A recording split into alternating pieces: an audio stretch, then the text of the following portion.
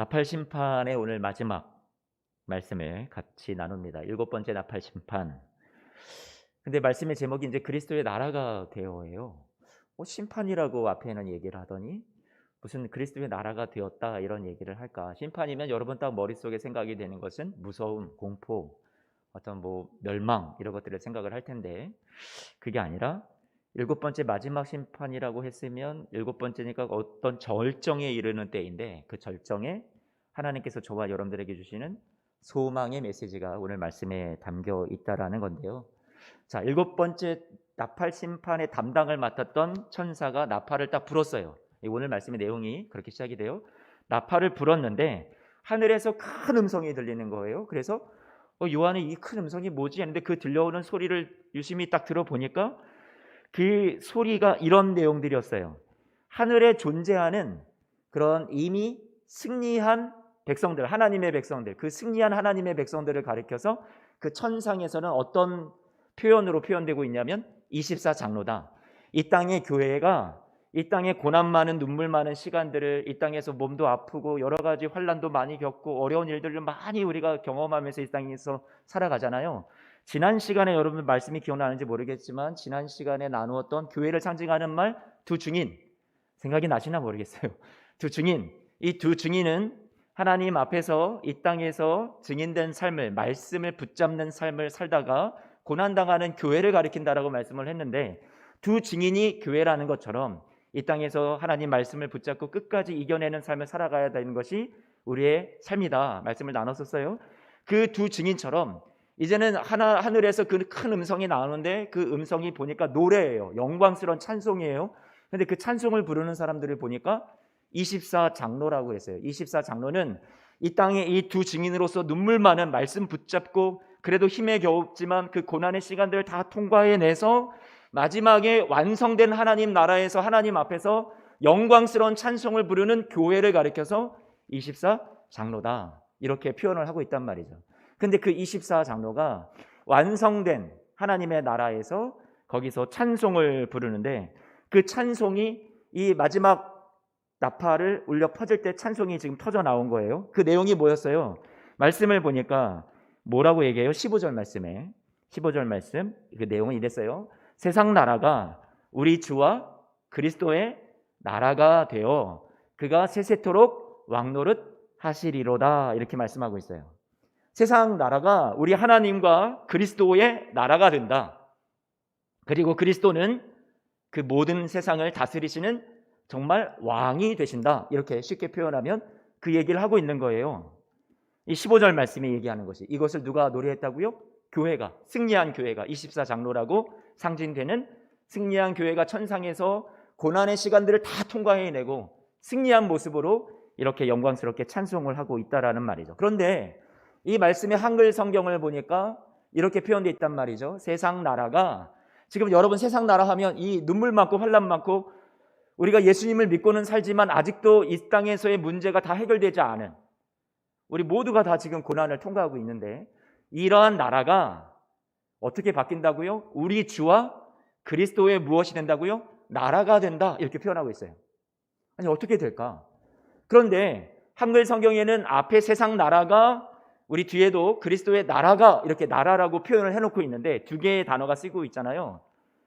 그런데 원문을 보면 세상의 나라가 쭉 와서 앞에 나라라는 그 단어를 뒤에 가서 또 다른 나라를 표현을 쓰지 않고 앞에 나라를 뒤에서 받아주면서 세상 나라가 우리 주와 그리스도의 것이 되어 이 것이라는 말은 앞에 세상 나라를 그대로 받아오는 거예요. 이게 무슨 의미냐? 무슨 의미냐? 하나님이 이 땅을 완성하시고 종말을 이루실 때 하나님 나라를 완성하실 때 이 세상 나라를 다 내가 망하게 할 거야. 다 폭삭 망해버려. 다 멸망시킬 거야. 다 없애버릴 거야. 이 지구를 하나님이 완전히 다 멸망시켜서 막 불바다가 되고 온통 막 지진이 일어나고 도저히 사람들이 살 수 없는 그런 땅으로 다 만드셔서 지구의 종말이 오고 하나님 나라가 온다라는 얘기가 아니라 무슨 말인지 아시겠죠?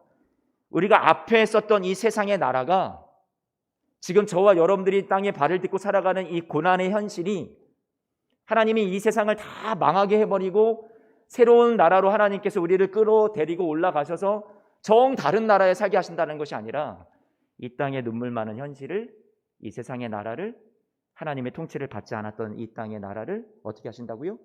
이거 그대로 바꿔버리신다는 얘기예요. 여러분, 제가 이 얘기하는 게 제가 장황하게 여러분들한테 지금 설명을 하고 있는데 이해가 되세요? 전혀 다른 새로운 것이, 한 번도 가보지 않았던 그런 하나님의 나라가 우리에게 임하는 것이 아니라 지금 이 땅이, 우리가 발을 딛고 살아가는 이 세상이 지금도 하나님의 역사하심과 하나님의 일하심에 의해서 조금씩 하나님의 나라로 바뀌어 가다가 예수 그리스도 재림하실 때 이 땅이 어떻게 된다는 거예요? 완전한 하나님의 나라가 임한다라고 말씀해 주는 거예요. 그러니까 예수님께서 이 세상에 오셔서 우리에게 해주셨던 말씀도 하나님의 나라는 이미 너희 안에 있다 하셨던 거죠. 우리는 이 땅의 현실을 다 벗어나서 나 죽은 다음에 난 천국 갈래요. 그러면 거기가 하나님의 나라고 나는 이 땅에서 다 해방되었어. 와, 속이 후련해. 이 지긋지긋한 세상 이제 끝냈어. 이게 아니라 지금의 세상을 우리 하나님께서는 어떻게 바꾸어가기를 원하신다고요? 이 땅의 세상을 하나님의 나라로 하나님께서 반드시 바꾸신다. 그게 하나님의 궁극적인 목적이라는 말이에요. 그래서 예수님께서 이 세상에 오셨는데 이 백성들의 삶이란 너무 힘들어요. 공고해요. 슬퍼요. 눈물 많아요. 질병으로 또 여러 가지 귀신에 들려서 너무 많은 사람들이 고통을 받고 있어요. 그러니까 가난으로 고통받고, 로마라는 그런 강한 세상의 권력이 압제해서 짓밟히면서 백성들이 고통을 받고, 이런 곳에 와서 모두가 다 하나님의 나라는 없다, 다 끝났다 하는 때에 예수님이 아니야, 끝나지 않았어. 우리는 이런 세상 속에 발을 딛고 살아가지만 하나님의 나라가 이 땅 가운데 없는 것 같은 현실을 살아가지만 우리는 소망하면서 이렇게 기도해야 돼 가르쳐 주신 게 뭐였어요? 주님이 가르쳐 주신 기도, 주기도문의 내용을 잠깐만 살펴볼까요? 뭐라고 기도해요? 마태복음 6장 9절 말씀에 너희 이렇게 기도해라. 하늘에 계신 우리 아버지의 이름이 거룩히 여김을 받으시오며, 하나님, 이 땅이 하나님의 이름 욕하고 모욕을 주고 하나님의 이름이 높임을 받지 못하는 이 세상의 나라지만 예수님도 그 나라를 나는 이 세상 다 필요 없어 이렇게 하신 것이 아니라 이 세상에 찾아오셔서 육신을 입고 이 세상 속으로 들어오셔서 여기에서 이 간곡한 기도를 예수님도 드리셨다는 얘기예요. 하나님, 이 땅이 하나님의 나라가 되게 해주십시오. 아버지의 이름이 거룩히 여김받는 나라가 되게 해주십시오. 기도하셨다는 얘기예요. 그 다음에 10절 말씀해 보니까 이렇게 또 기도하셨죠. 나라가 임하게 해주십시오. 하나님의 나라가 멀리 우리가 죽어서 가는 나라가 아니라 지금 이 눈물로 걸어가는 이 땅의 현실에 우리가 예수님이 가르쳐주신 기도처럼 우리도 기도할 것이 하나님 나라가 이 땅 가운데 임하게 해주세요. 우리도 같이 기도하도록 주님께서 우리에게 기도가 아직 소망이 있다. 눈물 많은 아직 하나님 나라가 완성되지 않은 세상을 살아가지만 우리의 기도는 필요하다. 이 땅 가운데 하나님 나라 이루기를 위해서 기도해다오. 같이 기도하자. 주님이 그렇게 가르쳐 주셨단 말이죠. 결국 이 땅의 고난도, 이 땅의 고통스러운 눈물의 현실도 반드시 무엇이 있다? 끝이 있다. 이 세상에 우리를 괴롭히는 사탄의 나라도 결국 망할 것이다. 그것이 오늘 말씀에서 우리에게 가르쳐주는 소망의 메시지죠. 요한이 그것을 봤단 말이에요. 완성된 하나님의 나라를. 오늘 말씀도 완성된 천상에서 계시가 열려서 환상 가운데 요한이 음성도 듣고 그 하나님의 나라를 보았는데 완성된 모습이 딱하니 있거든요. 그것이 얼마나 소망이 되었을까를 생각을 한번 해보세요. 여러분에게 오늘 하나님께서 그림을 그려주시는 거예요. 완성된 하나님의 나라를. 오늘 이 요한계시록의 말씀을 통해서 그리스도의 나라가 되어 임하는데 그 나라가 단수로 되어 있어요. 하나님의 나라는 온전히 하나가 되어서 완전한 통치를 이룰 것이라는 것을 우리에게 말씀해 주고 있죠. 우주적으로, 전 지구적으로 예수 그리스도를 통해서 하나님 우리 아버지를 통해서 다스리시는 나라가 온전히 하나가 될 것이라는 것을 말씀해 주고 있어요. 이 너저분하고 온통 괴로움과 눈물뿐인 이 땅과 참 대조적인 하나님의 나라인 것만 같죠. 여러분은 지금 많이 힘든 시간들을 보내고 있죠. 그런데 분명히 주님께서 우리에게 지금 이 말씀을 통해서 알려주시는 메시지는 반드시 끝이 있고 하나님의 나라는 완성된다. 이것을 우리에게 소망으로 주시는 거예요. 자, 이제 24 장로들이 울려 퍼졌던 그 찬송의 내용을 그렇게 조금 더 살펴보니까 17절 말씀을 한번 보세요. 17절 말씀 같이 한번 읽어봐요. 시작. 이르되 감사하옵나니 옛적에도 계셨고 지금도 계신 주 하나님 곧 전능하신 이여 친히 권능을 잡으시고 왕노릇 하시도다. 무언가 부족해 보여요. 여러분 제 눈에 뭐가 부족하냐 한번 생각을 해보니까 감사하옵나니 좋아요. 감사도 좋은데 옛적에도 계셨고 지금도 계신 주 하나님. 뭔가 부족한데 뭔가 빠진 것 같은데 뭔가 빠졌나 보니까 1장과 한번 비교를 해볼게요. 1장 계시록 1장 4절 말씀인데요. 자, 요한은 처음에 이 계시의 말씀을 받을 때 일곱 교회라는 건 이 땅에 아직 완성되지 않은 하나님의 나라가 아직 완전히 임하지 않은 이 땅의 고난 많은 현실을 인내하고 통과해야 되는 그 교회가 7교회라고 그랬죠. 우리 지금 예수 그리스도의 재림 이전에 모든 세상에 존재하는 교회를 여기 다 7교회에 다 들어가요. 그 7교회에 편지를 했는데 이제도 계시고 전에도 계시고 또 뭐라고 그랬어요? 장차 오실 이라고 그랬단 말이에요. 장차 오실 이. 그러니까 지금 이 요한은 아직 예수 그리스도께서 재림하셔서 하나님의 나라가 완성되는 것을 지금 본 상태예요, 안 본 상태예요? 안 봤어요. 아직 못 봤단 말이에요. 그래서 소망하기는 이제도 계시고 전에도 계시고 장차 오실 그분이 오는 날을 소망하면서 이 땅의 현실을 살아가는 교회에게 지금 편지를 쓰고 있는 건데, 지금 오늘 다시 11장 17절 말씀에 와서는 한번 다시 봐요. 17절 말씀에 와서는 옛적에도 계시고 지금도 계시고, 거기서 어떻게 해요? 끝나버려요. 뭐가 빠진 거예요, 여러분? 뭐가 빠진 거예요? 장차 오실 이가 빠졌네요. 왜 빠졌을까요?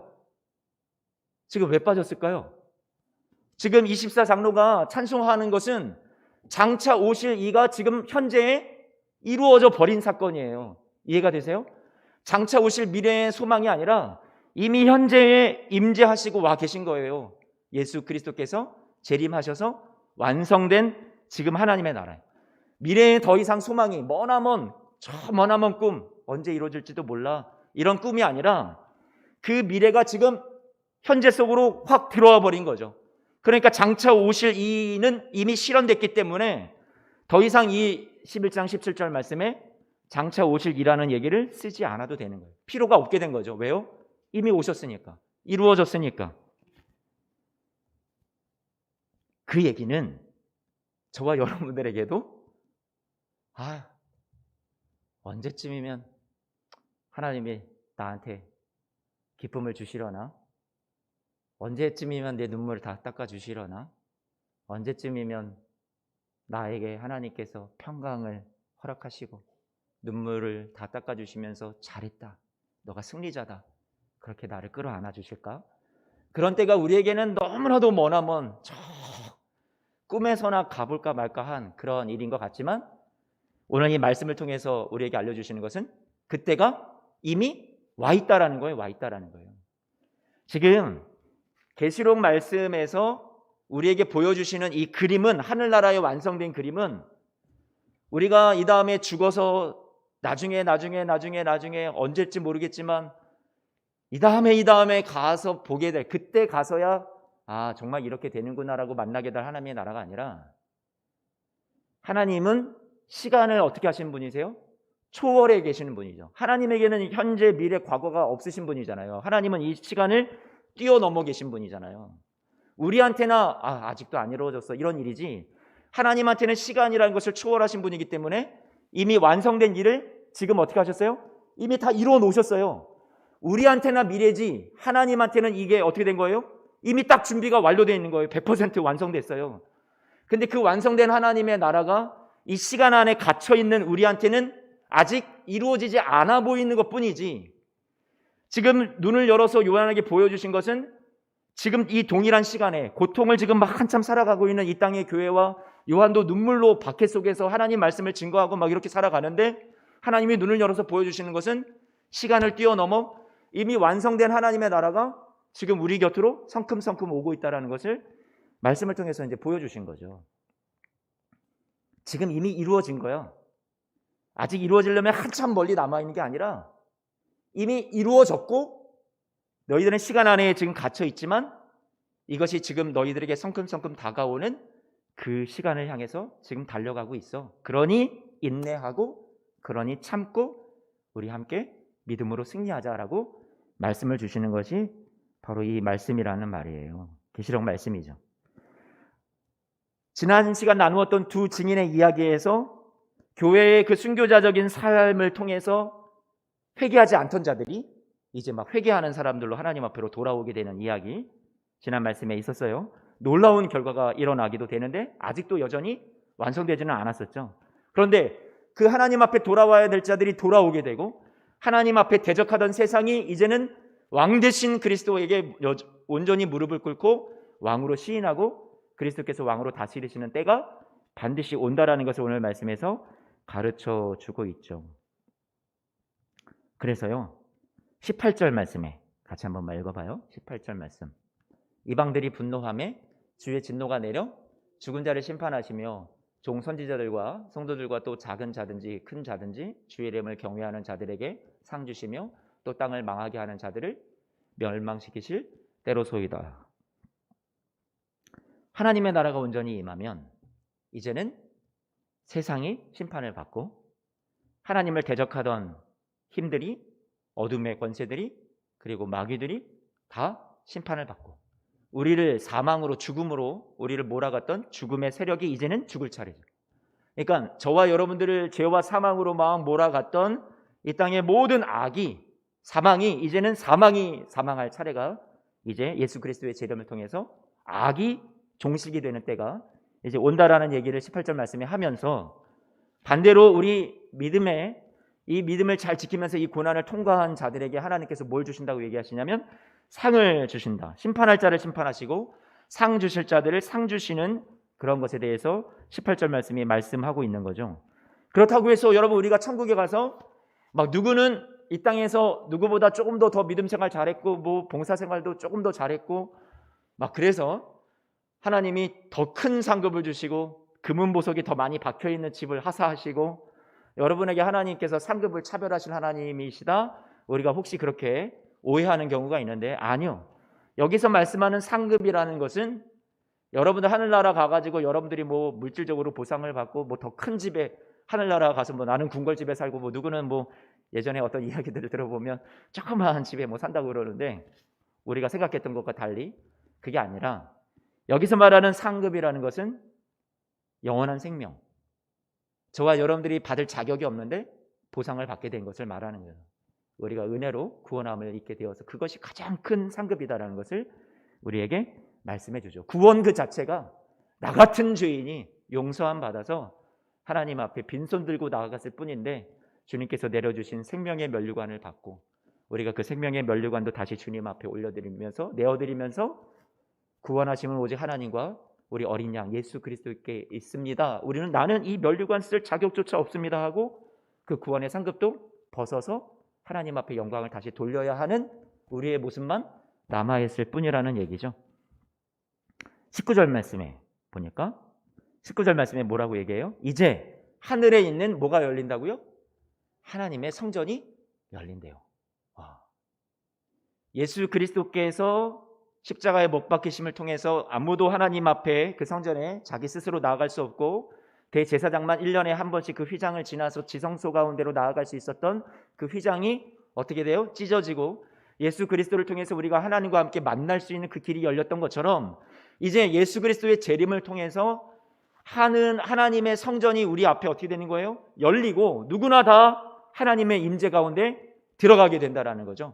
저와 여러분들이 그 하나님의 성전에 들어가서 하나님의 언약궤가 보인대요. 하나님의 언약궤가 눈앞에 보이는 게, 하나님의 언약궤라는 것은 하나님의 임재, 언약궤가 상징하는 것은 임재예요.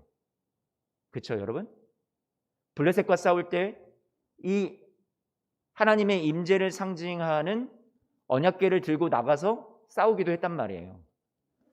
하나님의 임재를 상징하는 것이 언약궤라면 두 번째로는 하나님이 함께 하시는 것 말고도 그 안에 하나님의 약속, 언약의 십계명 같은 그 언약의 말씀이 그 안에 담겨 있다고 해서 그 언약궤가 상징해 주는 것은 두 번째로는 하나님은 약속에 신실하시다. 하나님은 반드시 당신이 약속하신 것을 지키신다. 그러니 지금 요한이 바라보는 환상 속에 하늘의 성전이 열리고 그 안에 이제 다 들어가게 되면서 승리한 자들이 그러면서 거기에서 언약궤가 딱 보인다라는 것은 와, 이제는 세상의 힘이 나를 어찌 통치할 수 없는 하나님의 임재와 하나님의 통치 속으로 우리가 온전히 들어간 것이고, 두 번째는 하나님의 언약궤가 상징해 주는 것처럼 하나님 우리에게 약속해 주신 언약이 약속들이 하나님이 그 언약에 신실하셔서 다 이루어지시는 다 이루신 세상에 우리가 들어간다라는 거예요. 하나님 약속에 신실하셨습니다. 한 번도 실수하지 않으셨습니다. 여러분들의 입에서 막 찬송이 나오면서 아, 하나님 내가 옛날에는 이해하지 못했었고 하나님 왜 이렇게 나한테 하셨나 원망했었고 했는데 내가 이 하나님 나라를 들어가 보니까 하나님은 한 번도 나에게 실수한 적 없으셨고 하나님 나에게 하셨던 약속 다 이루셨습니다라는 것이 우리의 고백이 될 수밖에 없다라는 얘기예요. 하나님의 백성들이 이 요한계시록 말씀을 이것을 받았을 때 언약궤는 이 사람들에게 지금 당시에 이 요한계시록이 쓰여졌을 당시의 사람들에게는 언약궤는 사라졌어요. 바벨론이 쳐들어왔을 때 느부갓네살에 의해서 예루살렘 성전이 무너져 버리면서 그 안에 있었던 언약궤 자체가 사라지고 없어졌단 말이에요. 잃어버린 언약궤가 되어버렸어요. 그러니 이 하나님의 백성들은 그 이후로 이 유대인들의 책에는 마카비서 같은 경우에는 하나님께서 당신의 백성들을 다 온전히 회복하실 때 그때 반드시 언약궤가 나타난다. 그 기록이 마카비서에 있는데 지금 이 요한계시록 말씀을 보면서 어떻게 된 거예요? 아, 하나님께서 우리를 회복하시는 때에 언약궤가 나타난다고 우리가 소망하고 있었는데 정말로 이 요한을 통해서 주신 이 계시의 말씀에 요한계시록 말씀에 언약궤가 떡하니 보였던 거죠. 아, 정말 하나님이 회복하신다고 했던 그 회복이 정말로 이루어지는 것이 맞군요. 하나님은 언약의 약속에 신실하신 하나님이시군요. 그것을 이 요한계시록 시대에 로마의 박해, 황제의 박해, 순교자로서 살아가는 이 성도들이 그것을 보면서 그래, 나 믿음으로 온전히 이 믿음 지키고 끝까지 승리하기로 나 결심했어. 끄떡하지 않을 거야. 쓰러지지 않을 거야. 하면서 그렇게 용기를 냈던 말씀이 오늘 말씀이기도 하죠. 말씀을 정리합니다. 요한계시록 21장, 22장 말씀을 보면 하나님께서 다스리시는 온전한 하나님 나라의 완성을 21장, 22장에서도 우리에게 보여주고 있어요. 근데 거기는 그러니까 이제 이게 여러 가지 각도로서 이제 표현을 해주는 건데 상징적으로 승리한 모습 속에 하나님의 성전에 쭉 문이 열리고 그 안에 들어갔다고 했는데 요한계시록 21장 말씀을 보니까 거기에는 성전이 없어요. 21장 22절 말씀 같은 경우 보니까 21장 22절 말씀을 보면 성전은 없는데 그러면 성전이 없는데 여기 들어갔다는 얘기가 뭘까? 그런데 거기에는 성전 자체가 누구라고 얘기를 하고 있냐면 어린 양 예수라고 말씀해 주고 있어요. 그러니까 저와 여러분들이 완성된 하나님의 나라에 들어갔다는 것은 우리가 예수 그리스도 안에서 누리는 하나님의 나라를 말하는 거예요. 예수 그리스도 안에서 저와 여러분들의 신분이 예수 그리스도 안에 있기 때문에 예수 그리스도 안에 들어갔기 때문에 예수 그리스도께서 다스리시는 하나님 나라, 성전 되시는 그 하나님의 나라에 우리가 이미 들어간다라는 것을 계시록 21장에서는 말씀해 주고 있죠.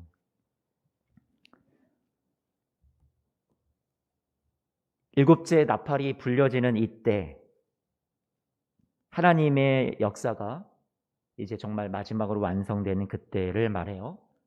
세상의 권력이 세상의 통치가 그 교회를 또 하나님의 백성들을 너무 힘들게 만들어가고 있는 고난 많은 현실을 살아갈 때 하나님께서 이 계시록 말씀을 보여주시면서 요한에게 당대에 고난 많은 현실을 살아가는 성도들을 위로하라고 주시고 소망을 주라고 전해주셨던 말씀이죠.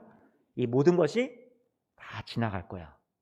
그리고 너희가 그렇게 고통 많고 힘들었다고 하는 거기에서 하나님의 나라가 지금은 조그맣게 시작이 됐지만 이제는 온전히 점점 커지다가 작은 겨자씨가 큰 나무가 되어서 공중의 새가 곁들이는 그런 하나님의 나라가 계속해서 번져나가다가 예수 그리스도 재림하실 때 완전한 하나님의 나라 통치가 이 땅 여러분의 눈물 많은 현실 속에 그곳에 임하게 될 거야. 여러분의 고난의 현장에 하나님의 나라가 임하게 될 거야. 그것을 말씀이 우리에게 약속해 주고 있는 거죠. 그 영광스러운 날이란 말이에요. 그 영광스러운 날을 우리에게 소망을 주셨는데 그 소망이 현실이 되기까지 우리는 사탄에게 패배할 때도 있고 넘어질 때도 있고 여전히 눈물로 시간들을 보낼 수 있다라는 얘기죠. 고된 하루하루를 살아가겠지만 예수님과 더불어 왕노릇할 것을 우리가 온전한 하나님의 나라가 임하는 세상을 우리가 경험하게 될 것을 사모하며 믿음으로 살아가시기를 축복합니다. 복음서 말씀을 보면 변화산 이야기가 있단 말이에요. 그 예수님의 수제자들을 데리고 이제 야고보, 요한, 베드로가 있죠. 그들을 데리고 변화산에 갔는데 예수님께서 그 변화산에서 모습이 변화가 되시는 거거든요. 엘리야와 모세가 같이 있었죠. 예수님이 변화가 되니까 베드로가 딱 보면서 야, 여기가 천국이구나. 예수님이 변화된 그 모습이 영광스러운 천국의 모습처럼 거기를 생각을 했었던 거죠. 와. 그러니까 여기에 초막셋을 짓고 예수님 우리 여기서 같이 살았으면 좋겠습니다. 베드로가 그렇게 얘기를 하거든요. 그곳을 떠나고 싶지 않다라는 거죠. 그 너무 좋으니까. 그런데 그곳에서 베드로와 예수님은 다시 내려오셔야 됐죠. 예수님이 데리고 내려오셨단 말이에요. 거기서 머물지 않으셨어요. 산을 내려와서 귀먹고 귀신 들린 아이를 또 어릴 때부터 불과 물에 넘어지는 처절한 삶을 산 그런 아이, 그런 사람들을 고쳐주시고 이 눈물과 고통 많은 현실 속에 예수님과 함께 다시 내려오셨어요. 그리고 그것을 극복해내고 그 가운데 믿음으로 이겨내는 과정과 시간들을 우리에게 함께 하시고 그곳을 현장을 같이 살아주시고 그 다음에 떠나셨죠. 베드로가 생각을 할 때 왜 나한테 이런 그림을 보여주셨을까? 변화산에서 이 멋진 그림을, 영광스러운 그림을 보여주셨을까? 여러분 왜라고 생각이 되세요? 보았잖아요. 짧게지만 맛봤단 말이에요. 눈으로 목격했단 말이에요. 와, 여기가 너무 좋아. 내려가고 싶지 않아. 할 정도로. 그러니까 그것을 각인시켜 주시고 그것을 사모하면서 다시 그것만 바라보고 사는 것이 아니라 이 땅에 같이 베드로와 함께 내려오셔서 많은 병들고 힘든 사람들 고쳐주시면서 함께 하시는 예수님의 모습도 보여주셨고 그리고 다시 떠나시면서 성령을 주시고 세상 끝날까지 내가 너와 함께 할 거야 하고 약속도 주셨단 말이죠. 베드로의 입장에서는 아 그래 예수님이 나에게 보여주셨던 그러한 놀라운 세상은 반드시 올 것이구나. 하지만 우리는 예수님이 이 세상에 오셔서 또 그곳에 머무르지 아니하시고 변화산에서 그 영광스러운 그 자체로 머물지 아니하시고 많은 고통의 현장에 함께 하셨던 것처럼 우리에게 이 삶이 통과해야 되는 삶이 기다려야 되는 삶이 많은 눈물 많은 사람들을 위로해주고 닦아줘야 되는 삶이 우리에게 남아있다는 것을 베드로에게 알려주셨다는 것을 베드로가 아마 알았겠죠. 느꼈겠죠. 사랑하는 성도 여러분, 하나님 나라의 완성을 우리에게 하나님께서 이 요한계시록 말씀을 통해서 보여주셨어요. 그림으로 이렇게 이런 세상이 올 거야라고. 산 밑에서 힘겹게 슬픔과 눈물과 질병을 끌어안은 채 살아가고 있는 우리들에게 소망을 주시는 거고요. 베드로에게 미리 보여주셨던 것은 김치 국물을 마시라고 주신 게 아니라 소망하라고 주셨단 말이에요. 그리고 이제는 더 이상 오실 이로서 우리가 그렇게만 생각하고 막연하게 생각하는 것이 아니라 우리에게 오늘 말씀에서 증언해 주셨듯이 이미 오신 이로서 완성된 하나님의 나라를 이루셨다라는 것을 우리에게 증언을 해 주셨으니 하나님께서 우리의 삶을 완성시키시는 온전히 회복시켜 주시는 때가 모든 눈물을 닦아주시고 사망과 애통이 없는 하나님의 나라, 내가 그렇게 보고 싶었던 그 사람들을 다시금 만날 수 있는 그 나라 하나님께서 반드시 나에게 이루어 주실 것이구나. 그 소망을 가지고 저와 여러분들이 현재를 하나님의 나라를 누리면서 당당하게 살아가라. 그게 오늘 말씀의 메시지겠죠. 아직 안 왔지만 내가 다 이미 이루어진 거 보여줬잖니. 그러니 이미 왔다라고 생각하고 그렇게 미리 끌어당겨서 현재를 하나님의 나라라고 여기며 살아가라. 이 얘기죠. 그러니 하나님 아직 내 눈물 안 닦아줬잖아요. 아직 슬픔이 내게 많잖아요. 애통하는 사람들 주위에도 많잖아요. 언제 이걸 이루어 주실 겁니까? 나 그 나라만 기다립니다. 막연하게 기다리는 것이 아니라 그걸 끌어당긴다라는 것은 지금 현재 하나님의 나라가 오직 완전히 안 왔다고 해서 막 원망하고 불평하는 것이 아니라 끌어당겨 와서 현재를 하나님의 마음을 가지고 눈물 많은 사람들에게 눈물을 닦아주는 일을 내가 하고 슬픔을 위로하고 애통하는 자들을 도와주고 하는 일들을 내가 지금 해나가는 게 뭐예요? 그게 하나님의 나라를 우리가 지금 현재로 누리면서 이루면서 살아가는 우리의 삶이라는 거죠. 하나님의 나라가 멀리 있어서 언젠간 하나님이 당신 눈물 닦아주실 거야. 우리 그때가 오기를 기다리자. 이게 아니라 하나님의 나라를 내가 지금 현재에 살아간다는 것은 지금 내가 손과 발을 걷어붙이고 움직여서 예수님께서 우리의 모든 하나님께서 눈물을 다 닦아주시는 일을 지금 내가 하나씩 해나가자라는 얘기죠. 내가 눈물을 닦아주고 슬픔을 위로하고 하나님의 나라가 이 땅에 오는 것을 내가 앞당기듯이 지금 현재를 그렇게 누리면서 하나님 나라를 확장하면서 살아가는 우리 사랑하는 성도님들 모두가 되시기를 우리 주님의 이름으로 축복합니다. 아멘. 기도